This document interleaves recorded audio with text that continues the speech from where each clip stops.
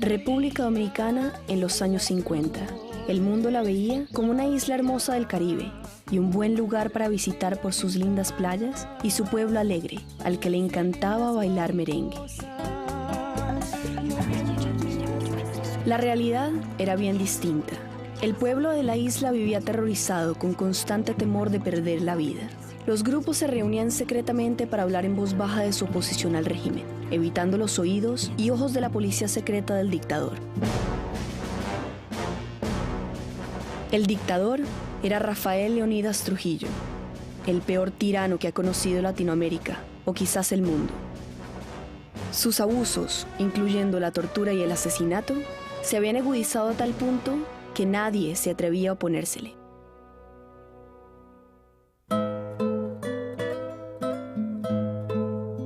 Nadie más que 3 jóvenes mujeres, Minerva Mirabal y 2 de sus hermanas, Patria y María Teresa.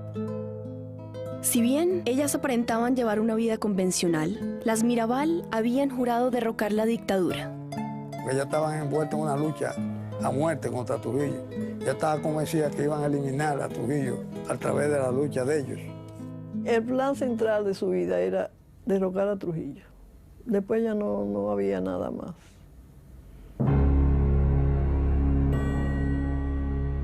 Los esposos de Patria, Minerva y María Teresa, apoyaban su causa y habían sido encarcelados por el régimen.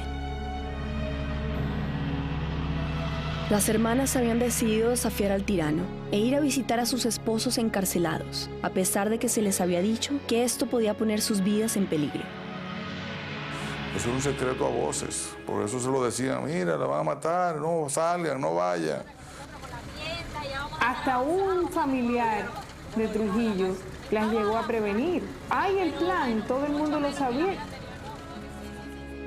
Y ellas decían que tenían que cumplir con su deber. Y lo único que tienen ellos es nuestra visita. Nosotros no podemos dejar de ir a verlos.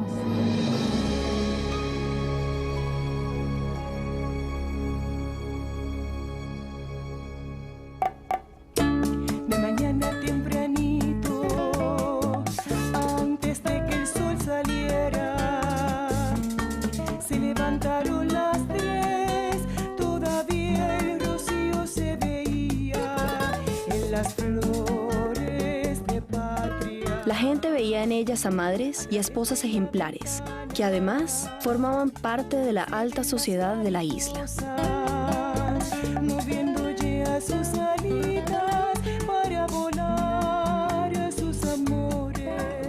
Pero Patria, Minerva y María Teresa, bajo el nombre secreto de mariposas, estaban envueltas en una conspiración contra Trujillo. No solo eran luchadoras contra la dictadura, sino además protagonistas en la formación de un movimiento revolucionario contra la dictadura. Su causa era temeraria. Todo el que había tratado de derrocar a Trujillo había fracasado. La mayoría había perecido horriblemente. No fue mucha gente la que tuvo la valentía, el coraje de enfrentarse a ese terror orquestado, dirigido y además exhibido, porque el régimen se sostuvo durante mucho tiempo en gran medida apoyado en esa exhibición de abuso de poder.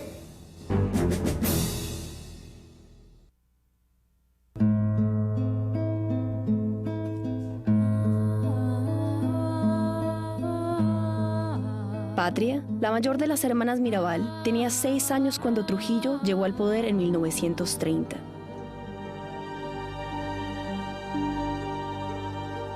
Durante los primeros años de su régimen, Trujillo contó con el apoyo de muchos dominicanos, quienes lo admiraban por haber traído el orden y la prosperidad al país. Además, era respaldado por Estados Unidos, que apoyaba a la gran mayoría de las dictaduras latinoamericanas, bajo la premisa de que éstas servían de baluarte contra el comunismo, además de proteger sus intereses comerciales en la zona. Seguiría a caballo, eso sí cualquier era. Seguiría a caballo, le dijo a la comisión. Ella muy orgullosa y me acuerdo la expresión. Ahora que siguen... Sin embargo, a mediados de los años 40, en momentos en que el mundo occidental celebraba la derrota de Adolf Hitler y el triunfo de la democracia, el régimen de Trujillo comenzó a tornarse cada vez más abusivo. Centrado amor por la madre patria y la tradición. Era un ambiente completamente de miedo, yo te diría de terror. Nadie se atrevía a hablar, no había confianza, inclusive en las mismas familias siempre había una reserva, porque tú no sabías lo que aquella persona, tu familiar o tu mejor amigo, podía conversar con alguien y hasta dónde podía eso perjudicarte. La figura de Trujillo, que era como una especie de Dios todopoderoso, no nada positivo. Nosotros no teníamos libertad absolutamente de ninguna índole. No había seguridad para el individuo. Tampoco tenían seguridad las personas que residían fuera de República Dominicana. En los años 50, Jesús de Galíndez, un profesor español en Nueva York, quien se atrevió a criticar a Trujillo, pagó por ello con la vida. Y siendo profesor en la Universidad de Columbia, creo, presentó una tesis sobre la República Dominicana o sobre la tiranía de Trujillo. Cuando Trujillo supo de esta tesis, en un ataque de ira, dio órdenes de secuestrar a Galíndez y traerlo vivo a Santo Domingo. Y lo llevaron a la casa, a la residencia de Trujillo, y ahí personalmente Trujillo lo interrogó, lo torturó y pues ahí desapareció Galíndez.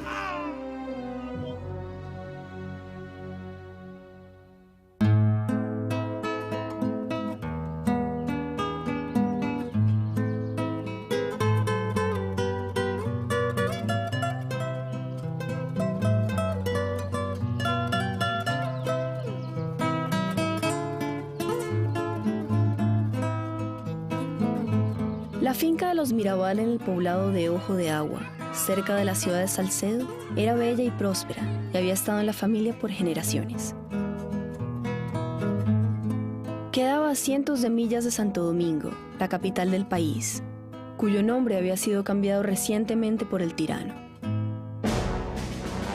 Toda la ciudad se llamaba Ciudad Trujillo, las calles se llamaban como todos sus familiares, todas las avenidas, todos los parques. Transmite la voz dominicana desde Ciudad Trujillo. Las miradas de todos los dominicanos se volvieron hacia mí. Desde el circuito radial La Voz del Yuna, desde el Palacio del Ejecutivo en Ciudad Trujillo, capital de la República Dominicana. Era una educación que había que tener un letrero en la casa que dijera, en esta casa Trujillo es el jefe. Y había que tener una foto de Trujillo en la casa, era una cultura que la gente te iba acostumbrada a decir gracias a Dios y a Trujillo. Las casas donde no había eso eran consideradas de personas no afectas al régimen. Por eso en mi casa, la casa de mi familia se consideraba que era una casa de gente que no estaba muy de acuerdo con el régimen porque no hubo nunca una foto de Trujillo. A pesar de su discreta rebeldía, el régimen nunca le había exigido a Enrique Mirabal entregar tierras o parte de sus ganancias, como a muchos otros dominicanos. Pero la familia vivía bajo el temor que en cualquier momento se les podía exigir alguna contribución. Los campesinos tenían terror cuando algún birro de la tiranía veía que su finca era bonita o era muy buena, que sus animales eran muy buenos, porque inmediatamente le decían, si el jefe viera esto le gustaría, tenían que cedérsela, porque de lo contrario lo mataban. Trujillo mantenía a sus súbditos bajo un estricto control. Nadie podía casarse, titularse profesionalmente, formar una empresa o salir del país sin su permiso. Pocos se arriesgaban a contrariar estas reglas. De hacerlo, se arriesgaban a pagar un precio muy alto. San Rafael, cuida tu hija querida, Quisqueya San Rafael. Cuida tu hija querida, Quisqueya San Rafael. Para aparentar ser un mandatario benévolo y paternal, el jefe, como le decían a Trujillo, cada año apadrinaba a cientos de niños. Porque sabemos que darás más. Oye, San Rafael.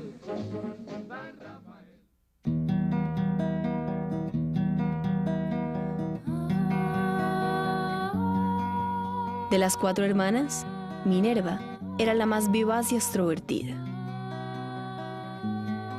Era una mujer muy bella. Por lo menos era una persona que no pasaba por desapercibido donde quiera que llegaba. Minerva tenía una combinación única de talentos. Pintaba naturalezas y retratos, diseñaba su propio jardín, leía libros sobre filosofía y escribía y recitaba poesía. Le gustaba mucho hablar, recitar, música, le gustaba el baile. Era una madre ejemplar y le gustaba coser ella misma la ropa de sus hijos. Todo el mundo la recuerda como una líder nata. Era una mujer muy vital, con un temperamento muy fuerte, muy definido, muy intelectual, muy inteligente, muy audaz. Mucha vitalidad, mucha. Y todo el mundo la quería, porque es que era muy agradable en su manera de ser, en el trato, en todo. Y muy piadosa, ¿eh? Era una gran cristiana también. Patria tenía un temperamento cálido y cariñoso. De las hermanas, ella era la más hogareña y religiosa. Como Minerva, cosía, pintaba y plantaba jardines que eran la admiración de todas las fincas vecinas. Patria, que era la mayor, a veces tenía otro temperamento, más juguetona, más protectora para nosotros, como las más pequeñas.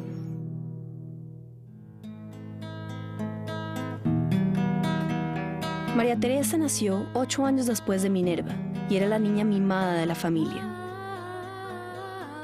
Creció escuchando las historias de horror sobre el régimen, sobre todo de su hermana mayor. Al llegar a la universidad, comenzó a seguirle los pasos a Minerva. La admiración más profunda que un ser humano tenga por otro la tenía María Teresa por Minerva.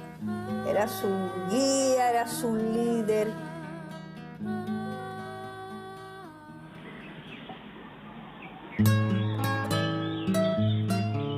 Dedé es la única sobreviviente de las hermanas Mirabal. Como Patria y María Teresa, se casó muy joven y formó su hogar en Salcedo, cerca de Ojo de Agua. Mientras sus hermanas se involucraban en el movimiento para derrocar a Trujillo, Dedé se dedicó a ayudarle a su padre en la tienda de la finca. Al morir Enrique, poco después de ser encarcelado por el régimen, ella se hizo cargo de las finanzas familiares.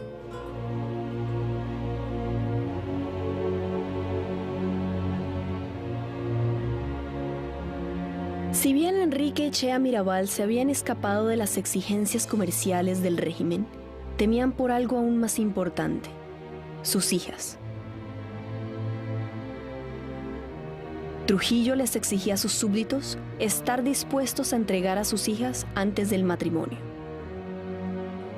Sus secuaces recorrían constantemente el país, buscando a doncellas para entregárselas al jefe, para su deleite sexual. Los padres tenían miedo de que Trujillo viera a sus hijas porque sabían que él, además de dueño del país, entendía que era dueño de todas las mujeres.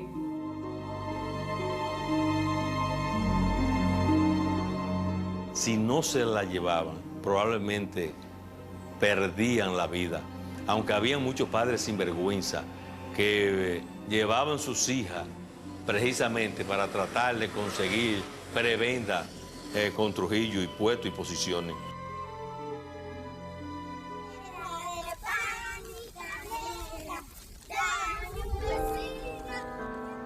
Las Mirabal comenzaron su educación en una escuela primaria cerca de Ojo de Agua. Fueron los años dorados, en que aún no habían aprendido a odiar el régimen. Al llegar a la adolescencia, Las hermanas fueron enviadas a una escuela en la ciudad de La Vega, llamada Inmaculada Concepción. Era el colegio más importante que había en este país. Fue el colegio que tuvo en sus aulas la mayoría de niñas de la clase más bien rica, como llamaban en ese tiempo. En esta escuela fue que las hermanas supieron por primera vez de los horrores del régimen de Trujillo. Minerva fue la que reaccionó más fuertemente al enterarse de los abusos y asesinatos. Éramos amigas y hablábamos mucho en el recreo y ella me preguntó, mis padres, yo le dije que mi papá lo había matado a Trujillo. Entonces me dijo, ¿cómo? ¿Y por qué? Yo le dije, porque no estaba de acuerdo con su régimen. Y entonces me dijo, eso es una barbaridad. Aunque ella era muy joven, demasiado, pero pensaba que alguien debía hacer algo. Y fue creciendo con esos sentimientos así hasta que ya, cuando salimos del colegio, que se graduó del colegio, pues ya tuvo ciertos problemas con el régimen. María Teresa también aprendió a odiar el régimen durante sus años escolares. Leandro Guzmán, quien fue su esposo, recuerda que en ese entonces María Teresa ya daba mayor importancia a la política que al amor. Yo intenté agarrarle la mano, algo que en aquella época, cuando una joven con un pretendiente se dejaba agarrar la mano, significaba que estaba de acuerdo. Entonces ella no se dejó agarrar la mano y me dio un momentito. Antes, yo quiero saber cómo piensas tú y tu familia respecto al régimen. Y entonces yo le dije, ¿cómo? Dice, sí, porque mi familia, toda mi familia es enemiga de Trujillo. Entonces ahí fue que yo le dije, pero si ese es el problema, en mi casa, yo lo primero que aprendí fue ser enemigo de Trujillo. Entonces le dije, pues, si ese es el problema, no hay problema. Entonces nos agarramos la mano. Y a partir de ese momento nos consideramos novios, ¿no? El temperamento cariñoso y protector de Patria no fue un impedimento para que ella también se rebelara contra el gobierno. Se había casado a los 16 años con Pedro González, un granjero vecino en Ojo de Agua. Cuando Minerva y María Teresa comenzaron a rebelarse contra la dictadura, ella ya tenía 3 hijos. Sin embargo, no dudó en unirse al movimiento para derrocar a Trujillo. Se veía como ya casada de muchos años con nosotros que estábamos pequeños, como que no estaba en eso, pero ella apoyaba en todo y servía de mensajera, de llevar el mensaje, porque andaba como que pasaba, como te digo, desapercibida, ¿no? Pero ella formaba parte también de todo ese gran complot, ¿no? Por una ironía del destino, la belleza y singular personalidad de Minerva pronto le llamaron la atención al hombre a quien más odiaba en el mundo. El dictador la conoció primero en una fiesta para la alta sociedad de Salcedo. Trujillo se sintió tan atraído por ella que pocos meses después organizó otra fiesta.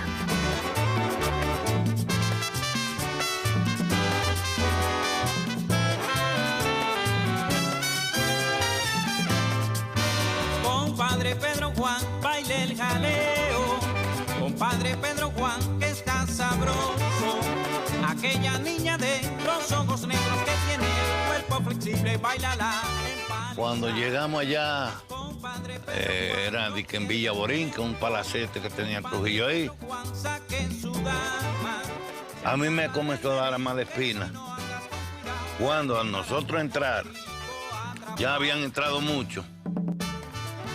Y nos dijeron, don Manuel Moya Alonso, dijo, este es el puesto de ustedes.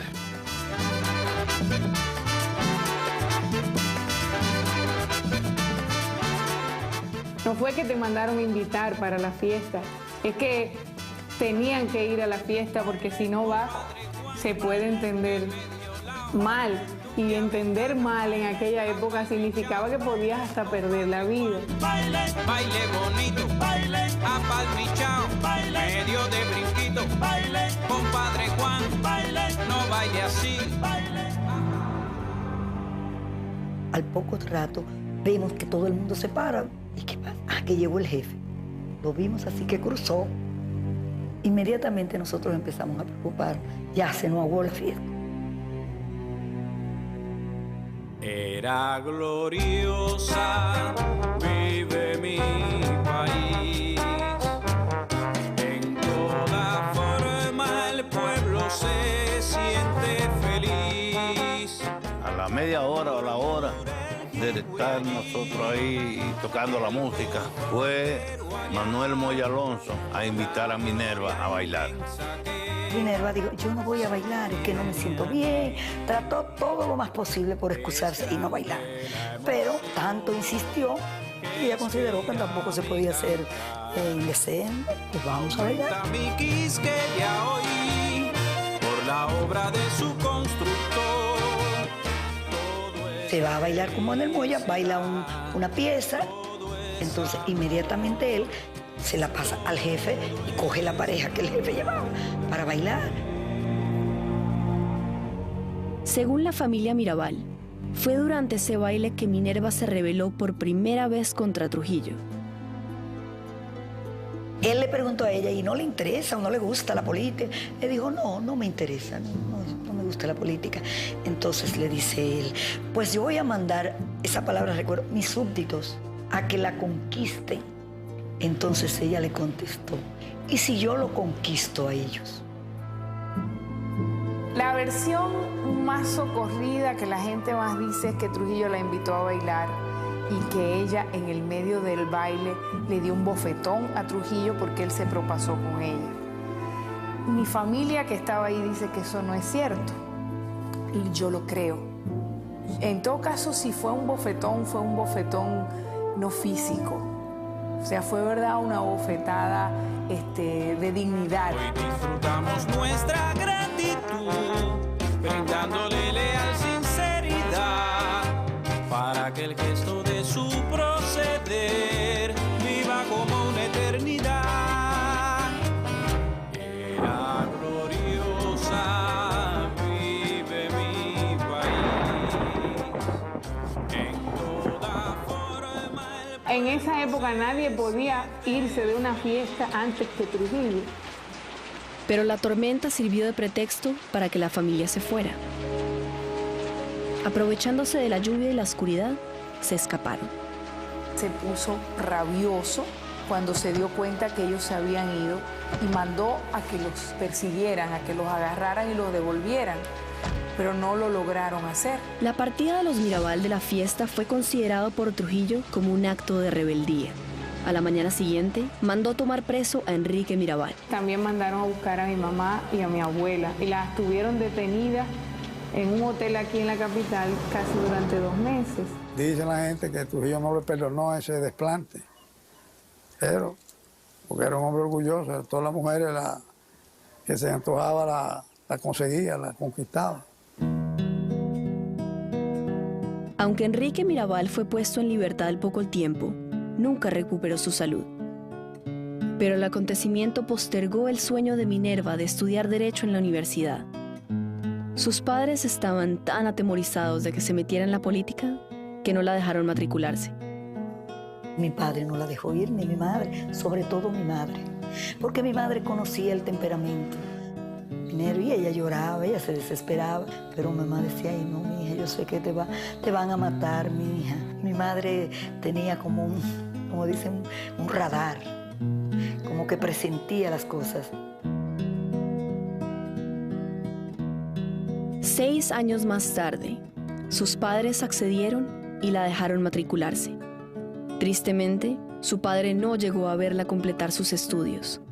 Minerva se graduó con lo que se dijo había sido una de las tesis más brillantes jamás presentadas por un estudiante de Derecho dominicano y recibió su título summa cum laude. Pero Trujillo no había olvidado aquel insulto suyo. En su diploma omitieron los honores que le correspondían y cuando pidió permiso para ejercer su profesión, se lo negaron. En 1955, mientras aún se encontraba estudiando Derecho, Minerva conoció a Manolo Tavares, su futuro esposo. Cuando ella conoció a Manolo, realmente se identificaron inmediatamente. Él tenía las mismas ideas. Entonces se consolidó una idea ya con más raíces. Comenzaron ellos a hablar de eso, de sus sueños de libertad, de la lucha, de lo que había que hacer. Las 4 hermanas, incluyendo Dedé, se opusieron al régimen de Trujillo. Los esposos de Patria y María Teresa emprendieron la lucha junto a ellas. Pero fue el apoyo y compromiso de Manolo con sus mismos ideales lo que ayudó a transformar a Minerva en una líder revolucionaria.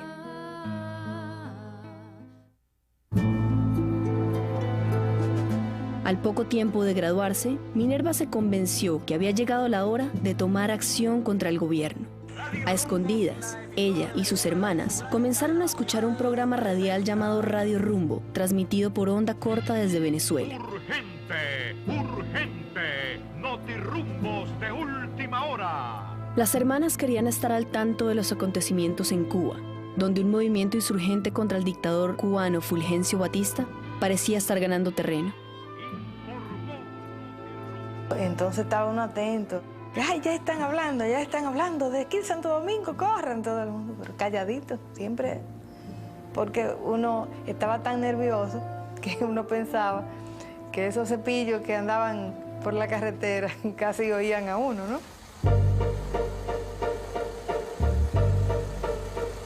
La policía secreta de Trujillo, llamada SIM, penetraba en cada rincón del país, incluyendo los hogares, donde muchas veces las domésticas servían de informantes. Se montaron en unos carritos muy especiales que eran los cepillos Volkswagen alemanes. Ya la gente lo identificaba y había un terror. Solamente el ruido de un Volkswagen ya creaba terror. Llegó a ser aterrador. Ese sonido constantemente ahí. Era muy al paso. Despacito, y cuando rodaban era sumamente despacio, despacio. Los carros del SIM estaban equipados de antenas especiales para interceptar señales radiales y se usaban para allanar las casas y llevarse a la gente en medio de la noche.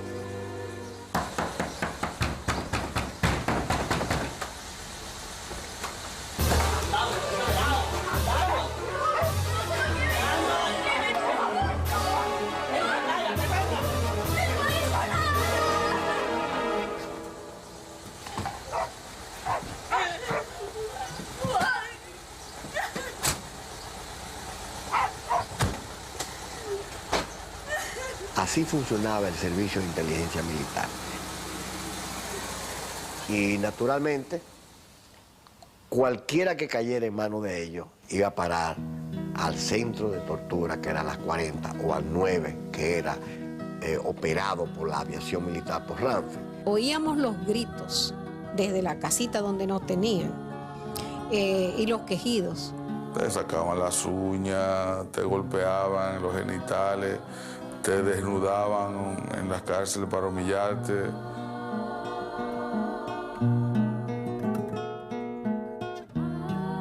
La silla eléctrica era, yo no sé si era un chasis que tenía una serie de conexiones eléctricas que se le aplicaban en distintas partes del cuerpo. Entonces cuando se le daba corriente, pues la persona recibía las descargas.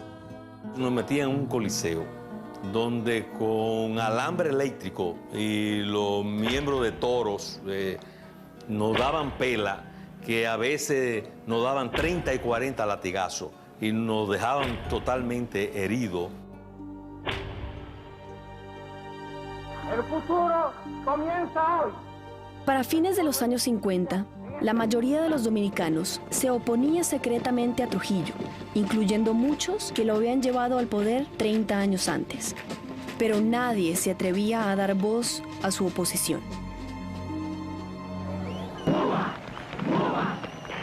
En enero de 1959, Radio Rumbo anunció que Fidel Castro había derrocado a Fulgencio Batista.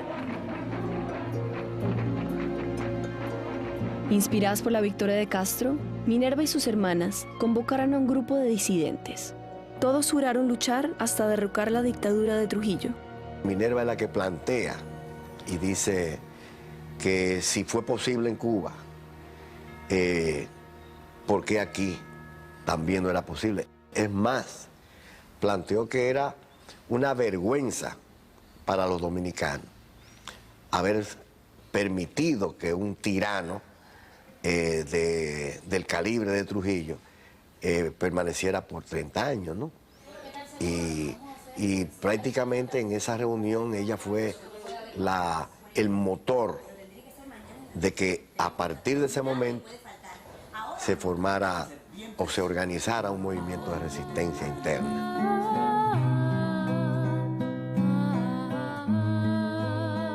Mientras el movimiento atraía cada vez más a nuevos adeptos, las hermanas seguían guardando las apariencias de ser amas de casa convencionales. De día, se dedicaban a planear comidas nutritivas para sus esposos e hijos, cultivar sus jardines, coserle la ropa a sus niños y asistir a reuniones sociales. De noche, se transformaban en revolucionarias. Todos en la familia empezaron a colaborar en la fabricación de bombas caseras y a servir de mensajeros clandestinos para el movimiento. Yo tenía 15 años en esa época. Hacíamos esa actividad de noche, que tomábamos los explosivos, los tiros que se usaban en Navidad, se le quitaba la mecha y entonces lo entrábamos en un envase de polvo y se sacudían para sacarle la pólvora. Bueno, yo estaba muy pequeña, pero recuerdo, porque eso marca mucho. Conservo la sensación del miedo, del terror, eso de tú andar en puntillas, de que se apagaran las luces y esa cosa de hablar calladito, todo el mundo con miedo de que cualquier cosa que se dijera la podían escuchar. Los pasos caminando afuera. Mientras tanto, un movimiento insurgente para derrocar a Trujillo crecía en el exterior. En junio de 1959, un grupo de dominicanos, apoyado por Cuba, lanzó una invasión. Pueblo dominicano, la hora de la liberación ha llegado. Un 14 de junio, domingo a las 6 de la tarde, aterrizó en Constanza. El despertar democrático de América, después de haber barrido con las tiranías de Perón, de Pérez Jiménez, de Fulgencio Batista. Un Curtis, un DC-6, con 50 y pico de revolucionarios, de expedicionarios, ¿no? El Ejército de Liberación Dominicana pelea ya y dispuesto está a destruir para siempre el yugo de la opresión y la barbarie.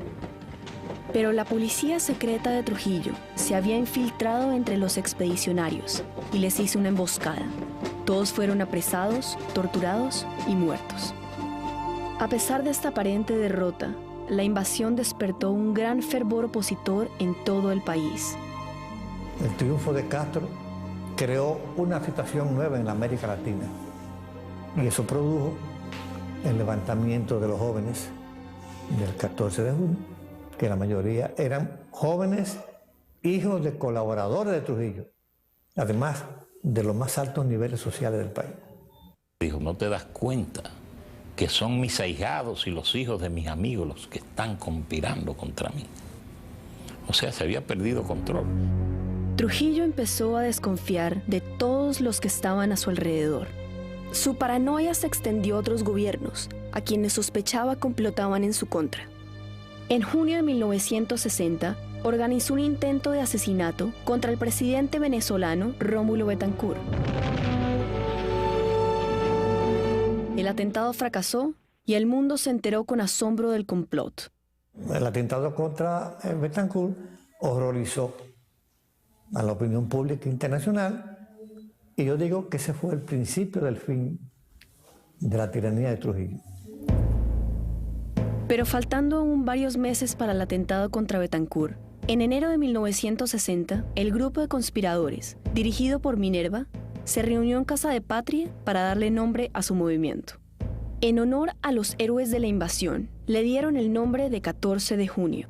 La intención no era desarrollar una campaña terrorista, sino sencillamente que se tuviera conciencia de que existía una oposición a ese régimen en la República Dominicana y de paso, de esa manera motivar a los que todavía permanecían rezagados o indecisos. El movimiento fue descubierto a pocas semanas de su fundación. La casa de Patria fue incendiada por la policía secreta. El CIM detuvo a Minerva y a María Teresa y las llevó a la notoria prisión de la 40 para interrogarlas. No se sabe bien por qué las Mirabal no fueron sometidas a torturas físicas, pero se cree que se debió en gran medida a la creciente presión internacional contra Trujillo. Lo que sí las hacía sufrir era ver cómo sus compañeros de lucha eran sometidos a ella. Los muchachos estaban al frente y oíamos los gritos cuando lo torturaban y lo que le hacían, ya sabíamos. O sea que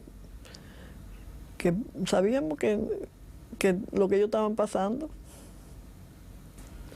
Comíamos poco y dormíamos muy poco.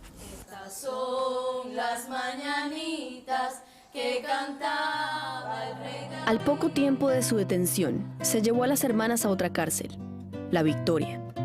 Habían estado usando un nombre secreto para realizar sus operaciones clandestinas, las mariposas.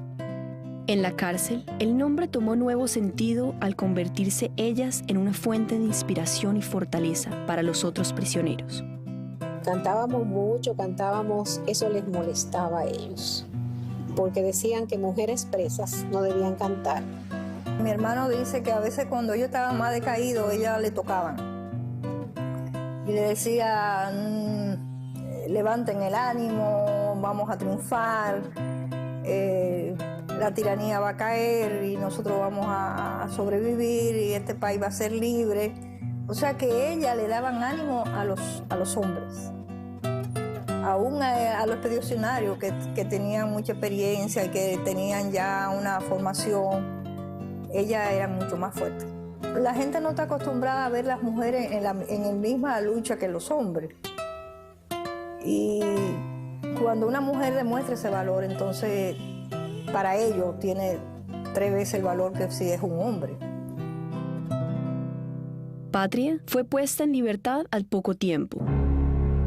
Pero Minerva y María Teresa fueron liberadas y luego apresadas repetidas veces en los siguientes meses. En agosto de 1960 fueron puestas en libertad por última vez. La presión internacional contra Trujillo iba en aumento.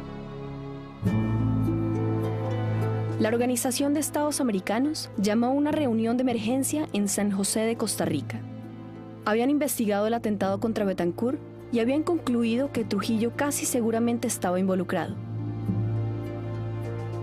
Como resultado, todos los países miembros de la OEA, con excepción de México, invocaron severas sanciones económicas contra la República Dominicana. La Iglesia Católica durante años había guardado silencio frente a los crecientes abusos cometidos por el régimen de Trujillo. Pero ante la presencia de centenares de refugiados políticos en embajadas de Santo Domingo, la Iglesia decidió romper su silencio. En agosto de 1960, la Iglesia Dominicana ordenó a todos los curas párrocos del país leer una carta pastoral condenando al régimen. The pastoral letter was earth-shaking because Trujillo had been, and the Catholic Church had been cooperating for a long time. And in fact, I asked my main contact, I said, how is it that the church can justify this collaboration with Trujillo? He said, well, I think his crimes kept growing so that it got where they couldn't take it anymore, and they turned against him.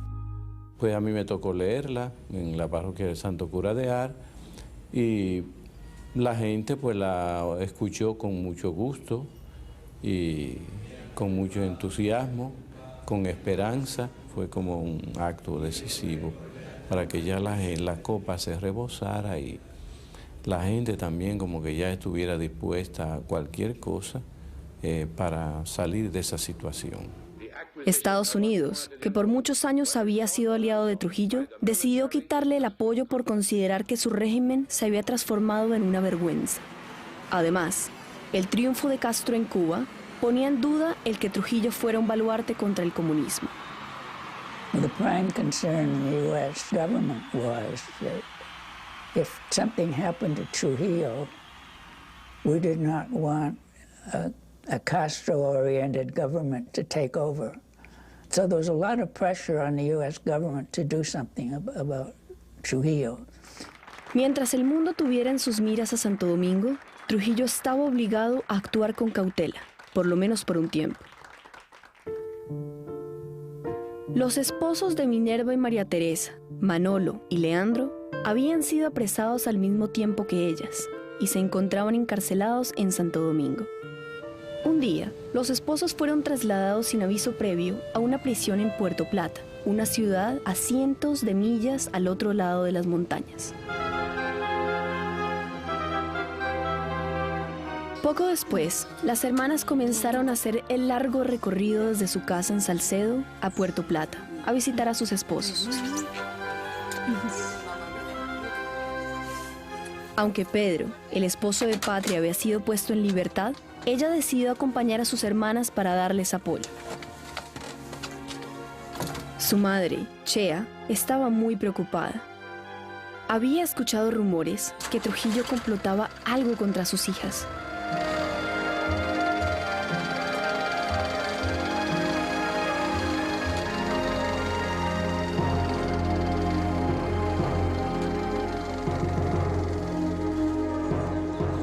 A las Mirabal les había costado encontrar a un chofer para este viaje. Rufino de la Cruz, un amigo de la familia, ofreció hacerlo, a pesar de que también temía un complot en contra de las hermanas. Mucha gente le decía a ellas que mira, no sigan, anda todo este rumor, ya Trujillo ha dicho en varios sitios, mi único problema en este país es Minerva Mirabal y la iglesia. Y eso era como una especie de condena de muerte, ¿verdad? Los secuaces de Trujillo comprendían que su jefe quería eliminar a las hermanas, pero no abiertamente. Obligar a las mujeres a hacer el largo viaje por el camino montañoso entre Salcedo y Puerto Plata, donde se encontraban sus esposos, presentaba la perfecta oportunidad para que ocurriera un accidente. ¿Para qué lo trajeron a Puerto Plata? Si no era una maldad macabra de Trujillo para asesinarlas a ellos o a ellos. Era imposible en un régimen como el de Trujillo que eso ocurriera, sin la voluntad o sin la decisión de él. Pese al evidente peligro, las hermanas, y sobre todo Minerva, no estaban preocupadas. Minerva tenía la idea de que no era posible que con una situación internacional tan grave como tenía Trujillo, que había sido sacado de la familia latinoamericana por la Organización de Estados Americanos en aquella conferencia de San José, Convención de San José de Costa Rica. Es decir, no es posible que nos ponga las manos.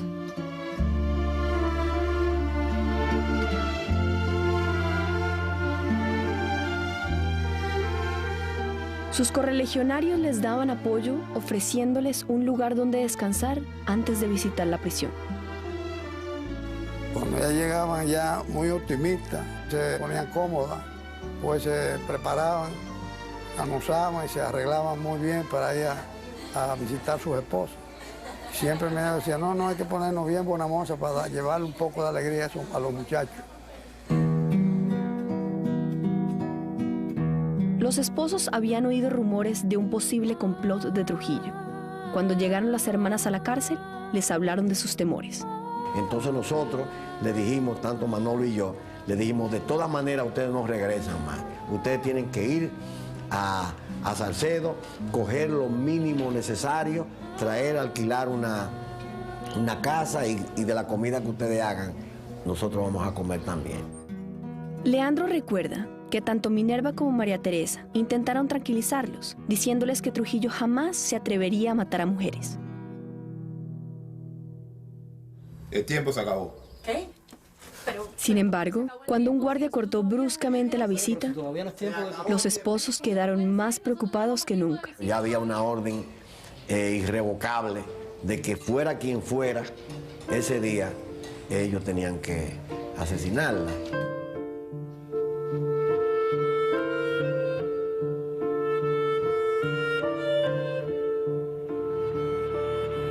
Las hermanas partieron de regreso a Salcedo, luego de despedirse de don Chujo. Nosotros fuimos los últimos que la vimos con vida. Era una linda chiquita que no sabía de amor, pero sí sé que tenía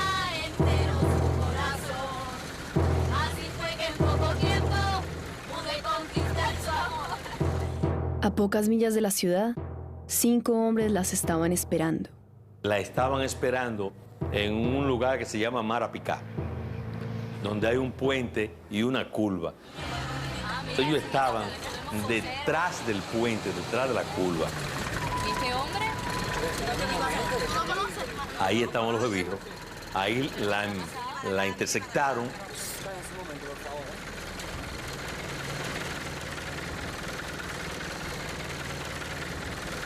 Tengo órdenes del coronel para que me sigan. ¿Nosotros? ¿Pero por qué? Llegó un camión del Seguro Social. Para. Hermana, mira, por favor, dígale a nuestra familia que los calientes nos van a matar, por favor, dígaselo. Entonces uno de los esbirros fue y lo amenazó para que siguiera y lo amenazó diciéndole que cuidado si decía algo sobre lo que vio. Que yo no me explico cómo no mataron a esa gente, porque ellos no dejaban rastro de ninguno. Lo último que vio el chofer del camión antes de partir fue cómo los asesinos arrastraban a las mujeres hacia el carro de ellos.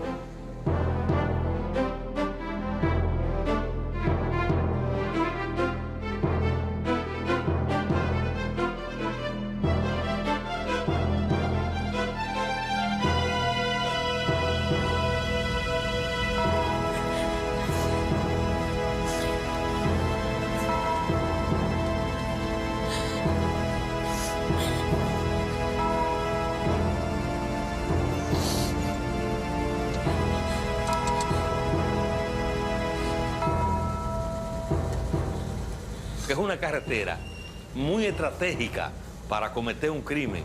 Ahí nadie podía ver ni oír ni nada de eso.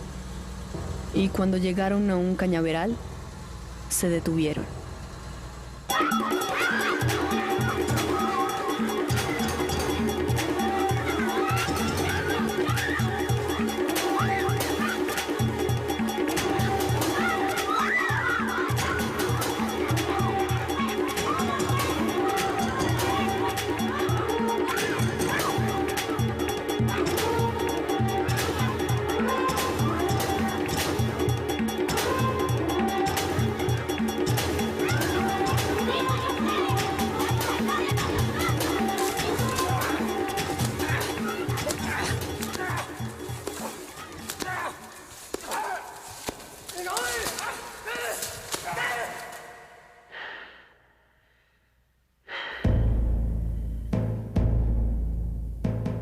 Luego la entraron en el mismo vehículo, en el Jeep, y la llevaron 2 o 3 kilómetros después de la cumbre, donde está el cuartel. La llevaron ya en la noche, la desbarrancaron por la cumbre, la loma esa de la cumbre. Pasé a parecer que fue un accidente automovilístico, que venían de Puerto Plata, que se fueron por ese abismo.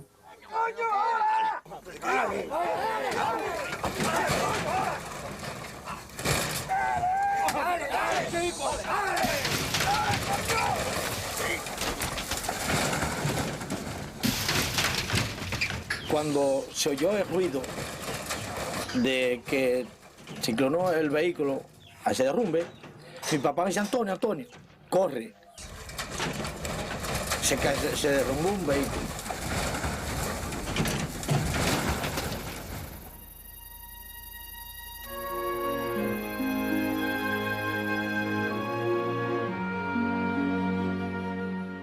Bajamos por la mañanita, ya la tienen en la carretera, ya la habían sacado, la tenían así, toda en fila. La caña de sangre bajaba. Estaba como lloviznando y estaba lluvioso y bajaba el agua con la sangre. Ahí comenzamos a rezarle. Mi prima, cuando terminamos, la peinó.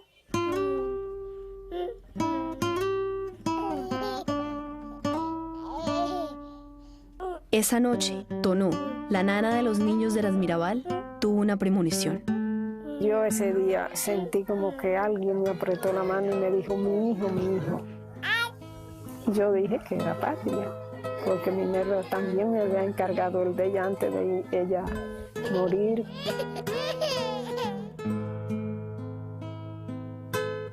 Y ella me decía que siempre que tenía confianza en mí, pero si a ella le pasaba algo, y como yo vivía con su mamá y el niño siempre estaba allá. Al día siguiente, se vio que Tonó, tristemente, había tenido razón. Bueno, yo recuerdo ese día por la mañana, cuando vino la noticia que mi abuela mandaba a decirle a mi madre y a mi padre que las muchachas no habían llegado. Ahí fue cuando ya yo despierto, oí cuando mi mamá dijo, ¡ay, la mataron! O sea, mi mamá no esperó la explicación ni ver nada para saber que ya la habían asesinado. Cuando vinimos aquí, mi madre estaba desesperada. Y Tonó y los niños chiquitos llorando. Mi nuca estaba aquí, estaba llorando. Como a las 10 de la mañana vino la razón. Ya ellas estaban en Santiago, la tenían en un hospital. En el hospital, allá tirada en un cuarto. En cuero, de nuevo, tiradísimo. Yo estaba previamente de servicio allá. Nosotros la sacamos y la entramos, y allá fue cuando se procedió entonces a limpiar y entonces ponerle y meterle su caja a cada cual, entonces llevarla para Ojo de Agua. La historia oficial fue que la muerte había sido un accidente, pero nadie la creyó. Entonces hubo un silencio y todo el mundo se miró, nadie iba a creer eso del accidente. Nadie creyó ese cuento. Ahí sabían cómo se hacían las cosas. Esos crímenes que querían dar siempre viso de accidentes, algo para despistar la opinión de la gente. Pero nadie creía en nada de eso. Todo el mundo dijo, eso lo mató Trujillo. Años más tarde, después de la muerte de Trujillo, se reveló que habían dado muerte a las hermanas a golpes y estrangulamiento. Colocamos los 4 cadáveres dentro de la ambulancia. Y yo me tranqué con los 4 cadáveres, porque nadie quería venir con ellos, pero yo aproveché para examinarlos yo. Los 4 cuellos bailaban, porque lo habían desnucado. O sea, no podía existir la casualidad de que se desnucaran los 4 cadáveres.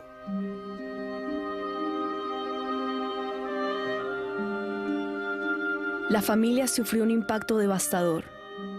No solo estaban muertas 3 hermanas, sino habían quedado 6 niños huérfanos de madre.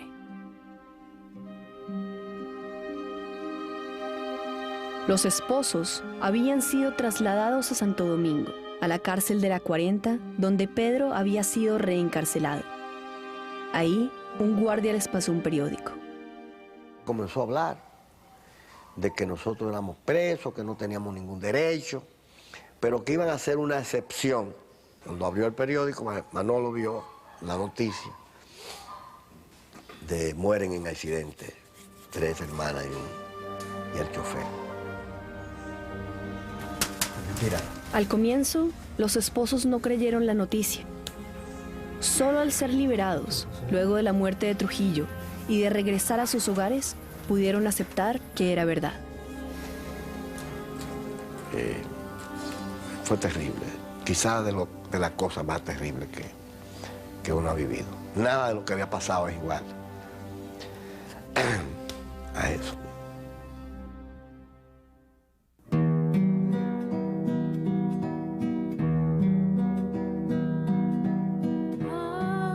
La muerte de las Mirabal enfureció al país y engendró la acción.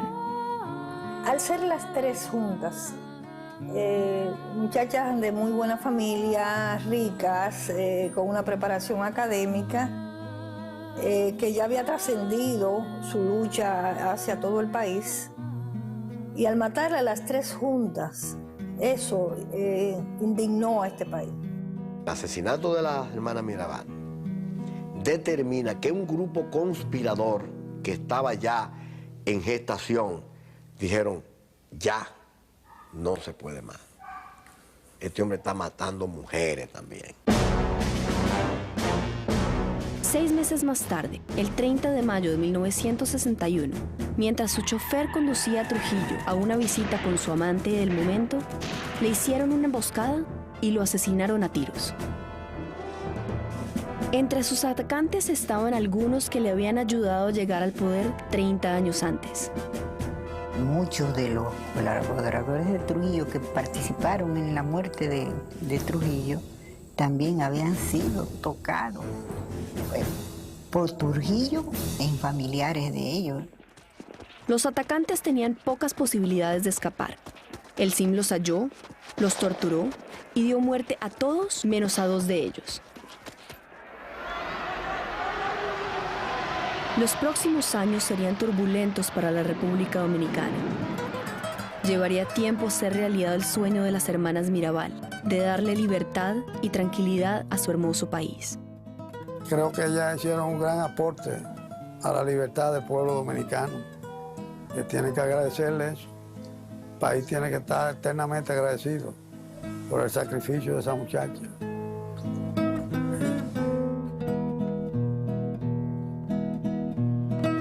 Hoy, la República Dominicana es una democracia. Los estudiantes dominicanos visitan la Casa de las Mirabal, que ha sido transformada en un museo, y aprenden sobre ellas en la escuela. Yo no he luchado por mi pueblo y a veces cuando alguien me pregunta, ¿pero por qué tú estás en eso, recordando eso? Entonces yo le digo, pero el sacrificio de ellas sí fue grande, porque ellas dieron su vida. ¿Y qué es para mí? Hablar de eso, están vivas, están por ahí. Yo sí voy a desaparecer dentro de un tiempo, pero ellas no. Ellas van a seguir.